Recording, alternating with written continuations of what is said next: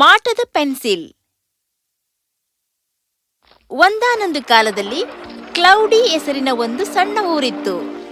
ಆ ಕ್ಲೌಡಿಯಲ್ಲಿ ಆಲ್ಬರ್ಟ್ ಎನ್ನುವ ಚತುರ ಕಲೆಗಾರನಿದ್ದ.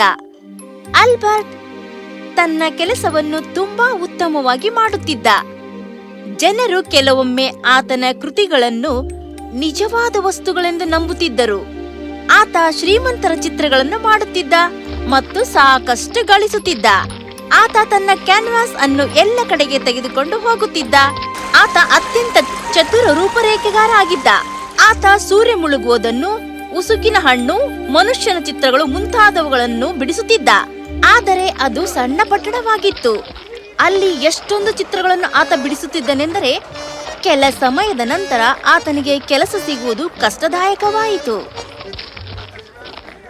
ಸಾಮಾನ್ಯವಾಗಿ ಒಳೆಯ ತೀರಕ್ಕೆ ಸೂರ್ಯಾಸ್ತದ ಚಿತ್ರ ಬಿಡಿಸಲು ಹೋಗುತ್ತಿದ್ದ. ಅಲ್ಲಿ ಅಂದವಾದ ಒಂದು ಗಿಡವಿತ್ತು. ಆಲ್ಬರ್ಟ್ಗೆ ಆ ಗಿಡ ತುಂಬಾ ಇಷ್ಟವಾಗಿತ್ತು. ಆತ ತನ್ನ ಕ್ಯಾನ್ವಾಸ್ ನಲ್ಲಿ ಆ ಗಿಡವನ್ನು ಅನೇಕ ಬಾರಿ ಚಿತ್ರಿಸಿದ್ದನು. ಆದರೂ ಆತನಿಗೆ ಬೇಜಾರು ಆಗಿರಲಿಲ್ಲ. ಆತ ಗಿಡದೊಂದಿಗೆ ಮಾತಾಡುತ್ತಿದ್ದ. ಅದು ಮನುಷ್ಯ ಎನ್ನುವಂತೆ. ಓ ಗಿಡ, ಸ್ವಲ್ಪ ಎಲೆಗಳನ್ನು ಅಲುಗಾಡಿಸು. ನನಗೆ ಗೊತ್ತು ನೀನು ನನ್ನ ಮಾತನ್ನು ಕೇಳಿಸಿಕೊಳ್ಳುತ್ತೀ ಎಂದು.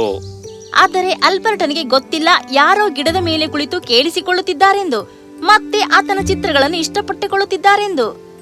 ಅದು ಪಿಕಲ್. ಆ ಗಿಡ ಉಪ್ಪಿನಕಾಯಿಯ ಮನೆಯಾಗಿತ್ತು. ಆಕೆ ತುಂಬಾ ನಾಚಿಕೆ ಸ್ವಭಾವದಳಾಗಿದ್ದಳು. ಹಸಿರನ್ನು ಪ್ರೀತಿಸುತ್ತಿದ್ದಳು. ದಟ್ಟವಾದ ಎಲೆಗಳು ಆಕೆಯನ್ನು ತಂಪಾಗಿ ಸುರಕ್ಷಿತವಾಗಿ ಇಟ್ಟಿದ್ದವು. ನಾನಿಷ್ಟಪಡ್ತೀನಿ. ನನ್ ಮಾತು ಕೇಳಿಸಿಕೊಂಡು ನನಗೆ ನೆರವಾಗು. ನಿನಗ್ ಗೊತ್ತಾ, ಈ ಪಟ್ಟಣದಲ್ಲಿ ನನಗೆ ಕೆಲಸನೇ ಇಲ್ಲ. ನಾನು ಬೇರೆ ಪಟ್ಟಣಕ್ಕೆ ಹೋಗಬೇಕು ಅಂದ್ಕೊಂಡಿದ್ದೇನೆ. ಆದ್ರೆ ಇದು ನನ್ನ ಊರು.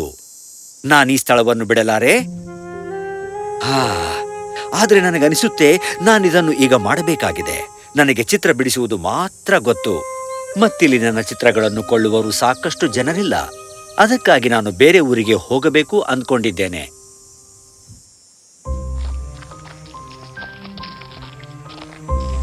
ಆಲ್ಬರ್ಟ್ ಹೋದ ನಂತರ ಉಪ್ಪಿನಕಾಯಿ ಖಿನ್ನವಾಗಿತ್ತು. ನನಗೆ ಆತ ಹೋಗೋದು ಇಷ್ಟ ಇಲ್ಲ. ಆತನ ಚಿತ್ರಗಳು ನನಗೆ ಹಿಡಿಸುತ್ತವೆ. ಆತ ಒಳ್ಳೆಯ ಮನುಷ್ಯ ಮತ್ತು ಪ್ರಾಮಾಣಿಕನಾಗಿದ್ದಾನೆ. ಏನು ಮಾಡಲಿ ಜನರು ಹೆಚ್ಚು ಚಿತ್ರಗಳನ್ನು ಕೊಳ್ಳುವಂತೆ? ನಿಲ್ಲು. ನಿಜವಾದ ಸಮಸ್ಯೆ ಅದಲ್ಲ. ನಿಜವಾದ ಸಮಸ್ಯೆ ಎಂದರೆ ಆತನಿಗೆ ಗಳಿಸಲು ಆಗುತ್ತಿಲ್ಲ. ನಾನು ಜನರು ಆತನ ಚಿತ್ರಗಳನ್ನು ಹೆಚ್ಚುಕೊಳ್ಳುವಂತೆ ಒತ್ತಾಯಿಸಲಾರೆ. ಆದರೆ ಆತನಿಗೆ ನೆರವಾಗಬಹುದು. ಸ್ವಲ್ಪ ಯೋಚಿಸಿದ ನಂತರ ಉಪ್ಪಿನಕಾಯಿ ತನ್ನ ಗಿಡದ ಪೊಟರಿಯೊಳಗೆ ನುಗ್ಗಿತು ಮತ್ತೆ ಕೆಲಸ ಮಾಡತೊಡಗಿತು. ಅದು ಇರುಳೆಲ್ಲ ಕೆಲಸ ಮಾಡಿತು. ಮತ್ತೆ ಮರುದಿನ ಉಪ್ಪಿನಕಾಯಿ ತನ್ನ ರಚನೆಯೊಂದಿಗೆ ಸಿದ್ಧವಾಯಿತು. ಅದು ತುಂಬಾ ಹೊಳೆಯುವ ಸುಂದರವಾದ ಕೆತ್ತಿದ ಪೆನ್ಸಿಲ್ ಅದಾಗಿತ್ತು. ಇದು ಆಲ್ಬರ್ಟ್ನಿಗೆ ನೆರವಾಗುತ್ತದೆ.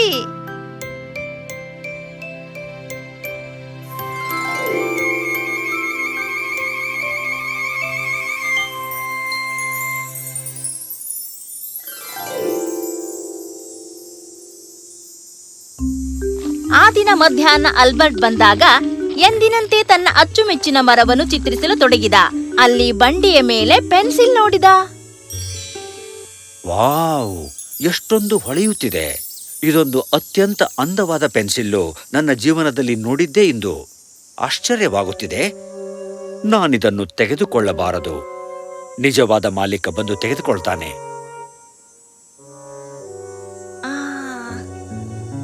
ಆಲ್ಬರ್ಟ್ ಆ ದಿನ ಚಿತ್ರವನ್ನು ಚಿತ್ರಿಸದೆ ಹೊರಟು ಹೋದ.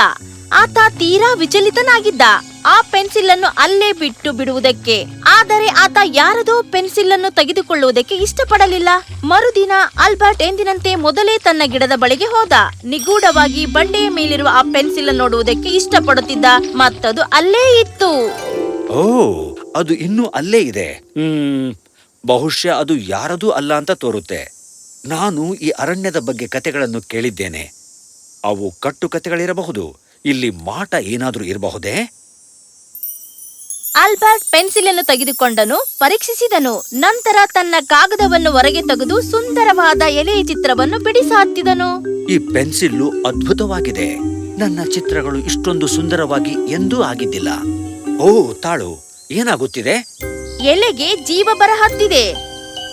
ನೋಡುತ್ತಲೇ ಖರೇವಂದ್ರ ಎಲೆಯು ಕಾಗದದ ಮೇಲೆ ಕುಳಿತುಕೊಂಡಿದೆ. ಹೇಗೆ ಇದು ಹೇಗೆ ಸಾಧ್ಯವಾಯಿತು? ಆಲ್ಬರ್ಟ್ ಎಚ್ಚರಿಕೆಯಿಂದ ಎಲೆಯನ್ನು ಎತ್ತಿಕೊಂಡು ಮತ್ತೆ ಬದಿಯಲ್ಲಿ ಇಟ್ಟನು. ಮತ್ತೊಮ್ಮೆ ಪರೀಕ್ಷೆ ಮಾಡಿದನು. ಆತ ಸೇಬು ಹಣ್ಣನ್ನು ಬಿಡಿಸತೊಡಗಿದ. ಅದರ ರೂಪುರೇಖೆ ಪೂರ್ತಿ ಮಾಡಿದ ನಂತರ ಅದಕ್ಕೂ ಜೀವ ಬಂದಿತು. ಓ ಇಲ್ಲ, ಇದು ಮಾಟದ ಪೆನ್ಸಿಲ್ ಆಗಿದೆ. ನನಗೆ ಸರಿ ಕಂಡದ್ದನ್ನು ನಾನು ಬಿಡಿಸಬಹುದು. ಆಲ್ಬರ್ಟನ ಸಂತೋಷಕ್ಕೆ ಮಿತಿಯೇ ಇರಲಿಲ್ಲ. ಆತ ಹುರುಪಿನಿಂದ ನಲಿದಾಡಿದ ಮನೆ ಕಡೆಗೆ ಓಡಿದ. ಉಪ್ಪಿನಕಾಯಿ ಆಲ್ಬರ್ಟ್ ಹೋಗುವುದನ್ನು ನೋಡಿತು. ತನ್ನ ಜಾಣ ಮಿತ್ರನಿಗೆ ನೆರವಾದಕ್ಕೆ ಆನಂದ ಪಟ್ಟುಕೊಂಡಿತು. ಅದಕ್ಕೆ ಗೊತ್ತಿದೆ ತಾನು ಮಾಡಿದ್ದು ಯೋಗ್ಯವಾಗಿದೆ ಎಂದು. ಅದಕ್ಕೆ ಭರವಸೆ ಇತ್ತು ಆಲ್ಬರ್ಟ್ ಅದನ್ನು ಜಾಣ್ಮೆಯಿಂದ ಬಳಸುತ್ತಾನೆಂದು. ಆಲ್ಬರ್ಟ್ ಮನೆಗೆ ಹೋದ ಕೂಡಲೇ ತನ್ನ ಕ್ಯಾನ್ವಾಸ್ ಅನ್ನು ಹಾಸಿದ. ಮತ್ತೆ ತನಗೆ ಹಿಡಿಸಿದ್ದನ್ನು ಬೇಕಾಗಿದ್ದನ್ನು ಎಲ್ಲವನ್ನೂ ಚಿತ್ರಿಸಲು ಆತುರನಾಗಿದ್ದನು. ಮೊದಲನೇದಾಗಿ ರುಚಿಯಾದ ತಿನಿಸುಗಳನ್ನು ಚಿತ್ರಿಸಿದ. ಆದರೆ ಆತುರದಲ್ಲಿ ಸರಿಯಾಗಿ ಮಾವಿನ ಹಣ್ಣು ಚಿತ್ರಿಸದೆ ದುಂಡಗೆ ಬಿಡಿಸಿದ. ಆದರೆ ಏನೂ ಆಗಲಿಲ್ಲ. ಅದನ್ನಾತ ಅಳಿಸಿದ. ಮತ್ತೆ ಚಿತ್ರಿಸಲು ಪ್ರಯತ್ನಿಸಿದ. ಆತ ಎಷ್ಟೊಂದು ಕಾತುರನಾಗಿದ್ದ ಎಂದರೆ ಮತ್ತೊಮ್ಮೆ ಕೇವಲ ಅಂದಾಜಿನಲ್ಲಿ ಚಿತ್ರಿಸಿದ, ಅಂಡಾಕಾರದಲ್ಲಿ. ಆದರೆ ಮತ್ತೊಮ್ಮೆ ಏನೂ ಬರಲಿಲ್ಲ ಅದರಿಂದ. ಅಂತಿಮವಾಗಿ ಕಾತುರತೆಯ ಹಿಡಿತದಲ್ಲಿ ಹಿಡಿದು ಆಲ್ಬರ್ಟ್ ಅದರ ರೂಪರೇಖೆಯನ್ನು ಬಿಡಿಸಿದ. ಈ ಸಲ ಆತ ತಾಳ್ಮೆಯಿಂದ ತನ್ನ ಜಾಣ್ಮೆಯನ್ನು ಬಳಸಿಕೊಂಡು ಮಾವಿನ ಹಣ್ಣಿನ ಚಿತ್ರವೊಂದನ್ನು ಚಿತ್ರಿಸಿದ. ಅಂದರೆ ಈ ಪೆನ್ಸಿಲ್ಲು ನಾನು ಯಾವುದನ್ನು ಎಚ್ಚರಿಕೆಯಿಂದ ಯೋಗ್ಯವಾಗಿ ಕ್ಯಾನ್ವಸಿನ ಮೇಲೆ ಬಿಡಿಸುತ್ತೇನೋ ಆ ವಸ್ತುವನ್ನು ಕೊಡುತ್ತದೆ. ಯಾವುದು ಆಲ್ಬರ್ಟನಿಗೆ ಗೊತ್ತಿರಲಿಲ್ಲ ಎಂದರೆ ಆ ಪೆನ್ಸಿಲ್ ಅನ್ನು ವಿಶೇಷವಾಗಿ ಕೇವಲ ಆತನಿಗಾಗಿಯೇ ಮಾಡಲಾಗಿತ್ತು. ಇಡೀ ಪಟ್ಟಣದಲ್ಲಿ ಯಾರು ಆಲ್ಬರ್ಟನಂತೆ ತಕ್ಕದಾಗಿ ರೂಪರೇಖೆ ಚಿತ್ರಿಸಲಾರರು ಎಂದು ಉಪ್ಪಿನಕಾಯಿಗೆ ಗೊತ್ತಿತ್ತು. ಅದರಂತೆ ಬೇರೆ ಯಾರು ಅದನ್ನು ಆಲ್ಬರ್ಟನಿಂದ ಕದಿಯದಂತೆ, ಅದರ ದುರುಪಯೋಗ ಮಾಡದಂತೆ ಅದು ಅದನ್ನು ತಯಾರು ಮಾಡಿತ್ತು. ಮತ್ತದು ಆಲ್ಬರ್ಟ್ ಯಾವಾಗಲೂ ತಾಳ್ಮೆಯಿಂದ ಅದನ್ನು ಬಳಸುವಂತೆ ಇಷ್ಟಪಟ್ಟಿತ್ತು. ಅದಕ್ಕೆ ಗೊತ್ತಿತ್ತು ಯಾವುದೇ ಸಂದರ್ಭ ಇರಲಿ ತಾಳ್ಮೆ ಕಳೆದುಕೊಳ್ಳದೆ ಇರುವುದು ಮುಖ್ಯ ಎಂದು. ಆಲ್ಬರ್ಟ್ ಒಮ್ಮೆ ತಿಳಿದುಕೊಂಡ ಪೆನ್ಸಿಲ್ ಅನ್ನು ಹೇಗೆ ಉಪಯೋಗ ಮಾಡಬೇಕೆಂದು. ಮತ್ತಾತನನ್ನು ಯಾರೂ ತಡೆಯುವುದಕ್ಕೆ ಸಾಧ್ಯವಾಗಲಿಲ್ಲ. ಆತ ತಾನು ಕನಸು ಕಂಡದ್ದನ್ನೆಲ್ಲ ಯಾವಾಗಲೂ ಚಿತ್ರಿಸಿದನು. ರುಚಿಕರವಾದ ಆಹಾರ, ಬೇಳೆಗಳು, ಬಟ್ಟೆಗಳು, ಹಳೆಯ ಅಂದವಾದ ವಸ್ತುಗಳು, ಮನೆಗೆ ಆತ ತನ್ನ ಬಣ್ಣಗಳನ್ನು ಚಿತ್ರಗಳಿಗೆ ಕೊಡುವುದಕ್ಕೆ ಬಳಸಿದ. ಪ್ರತಿನಿತ್ಯ ಹೊಸ ಕುಸುಮಗಳನ್ನು ಚಿತ್ರಿಸಿದ. ಆಲ್ಬರ್ಟ್ ತುಂಬಾ ಆನಂದಿತನಾಗಿದ್ದ. ಮತ್ತೆ ತುಂಬಾ ಅನುಕೂಲಕರವಾದ ಜೀವನ ಸಾಗಿಸುತ್ತಿದ್ದ. ಆದಷ್ಟು ಬೇಗನೆ ಅತಿಯಾದ ಅನುಕೂಲ ಪಡೆದುಕೊಂಡನು. ಒಳ್ಳೆಯದು. ಈಗೇನು? ನನ್ನ ಬಳಿ ಬೇಕಾದ ಎಲ್ಲವೂ ಇದೆ. ಮತ್ತೇನು ಮಾಡಬೇಕು ನಾನೀಗ ಈ ಪೆನ್ಸಿಲ್ನಿಂದ? ಜನರಿಗೆ ಯಾಕೆ ನಾನು ನೆರವಾಗಬಾರದು? ಇಲ್ಲಿ ಅವರಿಗೆ ಬೇಕಾದ ಎಲ್ಲವನ್ನೂ ಬಿಡಿಸಬಹುದು.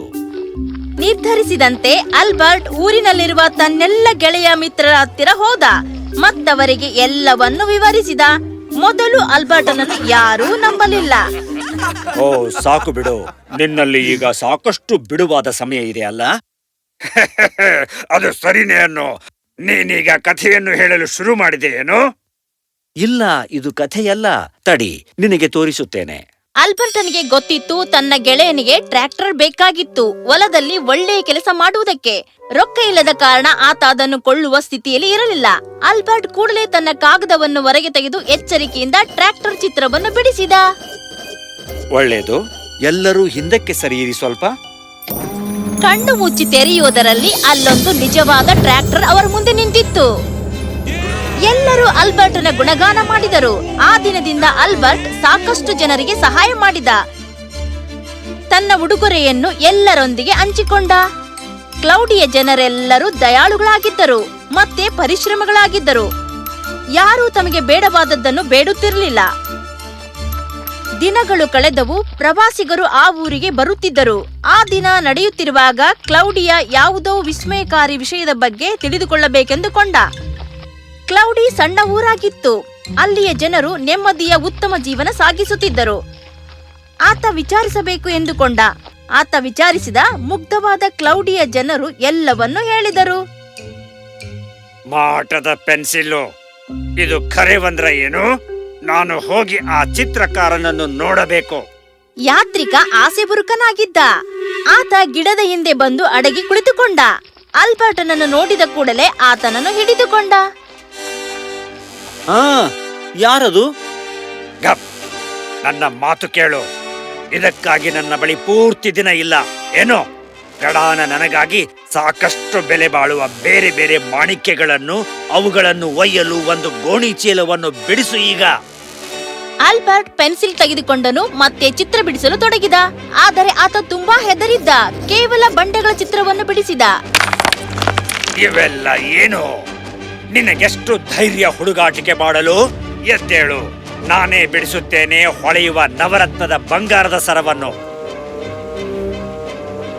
ಯಾತ್ರಿಕ ಕಲೆಗಾರನಾಗಿರ್ಲಿಲ್ಲ. ನಿಜ ಅಂದ್ರೆ ಆತ ಕೆಟ್ಟ ಚಿತ್ರಗಾರನಾಗಿದ್ದ. ಆತ ನವರತ್ನ ಹಾರ ಬಿಡಿಸುತ್ತಿದ್ದಾಗ ಉದ್ದವಾದ ಹೊಳೆಯುವ ಹಾವೊಂದು ಪ್ರತ್ಯಕ್ಷವಾಯಿತು. ಕಾಪಾಡಿ! ಯಾತ್ರಿಕ ಹಾವಿನಿಂದ ತಪ್ಪಿಸಿಕೊಂಡು ಹೋಗಬೇಕು ಅನ್ನುತ್ತಿರುವಾಗಲೇ ಆಲ್ಬರ್ಟ್ ತಾಳ್ಮೆಯಿಂದ ಒಂದು ದೊಡ್ಡ ಪಂಜರವನ್ನು ಚಿತ್ರಿಸಿದನು. ಪಂಜರ ಪ್ರತ್ಯಕ್ಷವಾದ ಕೂಡಲೇ ಪ್ರವಾಸಿ ಅದರೊಳಗೆ ನೋಡಿದನು. ಮತ್ತೆ ಆಲ್ಬರ್ಟ್ ಕೂಡಲೇ ಅದರ ಬಾಗಿಲನ್ನು ಮುಚ್ಚಿದನು. ಹಾವು ಹೋದ ನಂತರ ಆಲ್ಬರ್ಟ್ ಪೊಲೀಸರನ್ನು ಕರೆದನು. ಮತ್ತೆ ಆತನ ವಿರುದ್ಧ ಕಟ್ಲೆಯನ್ನು ಹಾಕಿದನು. ಅದರಲ್ಲಿ ಆತ ತನ್ನನ್ನು ಹೇಗೆ ಸೆರೆ ಹಿಡಿದ ಮತ್ತೆ ಹೇಗೆ ಮಾಟದ ಪೆನ್ಸಿಲ್ ಅನ್ನು ಆಸಿಬುರ್ಕ ಯಾತ್ರಿಕನನ್ನು ತೃಪ್ತಪಡಿಸುವುದಕ್ಕೆ ಬಳಸಿದ ಅನ್ನುವುದನ್ನು ಹೇಳಿದ. ಕ್ಲೌಡಿಯಲ್ಲಿ ಶಾಂತತೆಯನ್ನು ಮತ್ತೆ ಸ್ಥಾಪಿಸಿದ. ಎಲ್ಲರಿಗೂ ಹೆಮ್ಮೆಯಾಗಿತ್ತು ಆಲ್ಬರ್ಟ್ ಪರಿಸ್ಥಿತಿಯನ್ನು ನಿಭಾಯಿಸಿದ್ದನ್ನು ನೋಡಿ. ಆಲ್ಬರ್ಟನು ಒಂದು ಬಹಳ ಮಹತ್ವವಾದ ಪಾಠವನ್ನು ಕಲಿತುಕೊಂಡನು. ಯಾವುದೇ ಪರಿಶ್ರಮ ಪಡದೆ ಸುಮ್ಮನೆ ವಸ್ತುಗಳನ್ನು ಪಡೆದುಕೊಂಡರೆ ಹೇಗೆ ಗಂಡಾಂತರಕಾರಿಯಾಗುತ್ತದೆ ಎಂದು. ಆತ ಪೆನ್ಸಿಲ್ ಅನ್ನು ಹುಗಿಯುವುದೆಂದು ನಿರ್ಧರಿಸಿದ. ಅದನ್ನು ಒಂದು ದೊಡ್ಡ ಬಂಡೆಯ ಕೆಳಗೆ ಹುಗಿದು ಬಿಟ್ಟನು. ಈಗಲೂ ನಂಬಿಕೆ ಇದೆ ಆಲ್ಬರ್ಟನು ಅಚ್ಚುಮೆಚ್ಚಿನ ಗಿಡದ ಬುಡದಲ್ಲಿ ಆ ಪೆನ್ಸಿಲ್ ಅನ್ನು ಹುಗಿದಿದೆ ಎಂದು. ಗಿಡದಲ್ಲಿ ಪಿಕ್ಸಿ ವಾಸಿಸುತ್ತಿದ್ದಾಳೆಂದು.